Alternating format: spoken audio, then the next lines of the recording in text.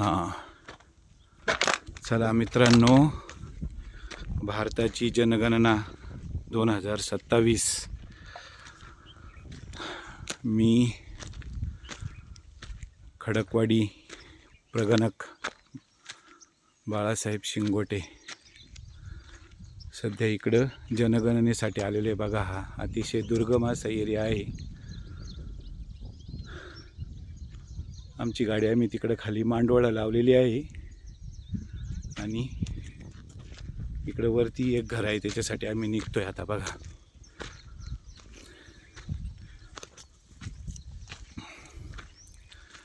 मी एक मित्राला सोबत घेतले, अनिल भुतांबरे. ते कुरण वस्तीवर राहत आहेत आणि तिथून आम्ही इकडं जवळजवळ कुरण वस्तीवरून 3-4 किलोमीटर आलेलो आहे. हा जो एरिया आहे तो खडकवाडी, पळशी आणि वासुंदे या 3 गावांच्या सीमेवर आहे. हां, इकडं आता पायी चालत येण्याशिवाय तर पर्याय नाही. आणि या ठिकाणी सुद्धा आपले आदिवासी समाज बांधव राहत आहेत. शहरी भागातली जनगणना आणि ग्रामीण आदिवासी वस्तीवरची जनगणना याच्यातला हा फरक आहे.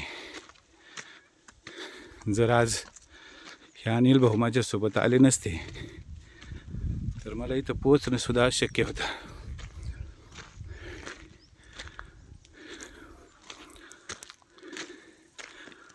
आता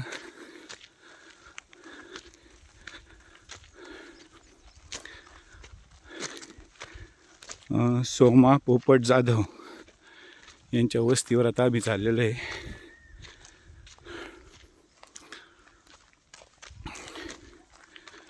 तुम्ही जर पाहत असाल तर ही पूर्व दिशा आहे. दूर दूरपर्यंत तुम्हाला कुठेही लोकवस्तीचा मागमुसे दिसणार नाही. दऱ्या खोऱ्या,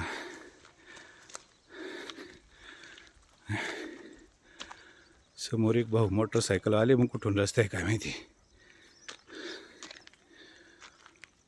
बघा, असा हा डोंगराळ प्रदेश आहे.